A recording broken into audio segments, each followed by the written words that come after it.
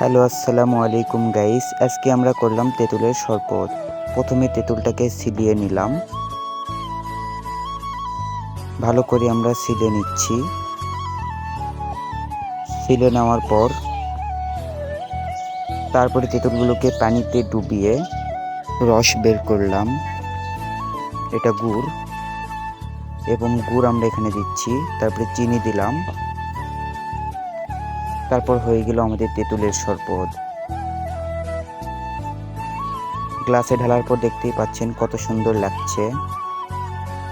তেঁতুলের শরবতটা কিন্তু খুব টেস্টি হয়েছিল।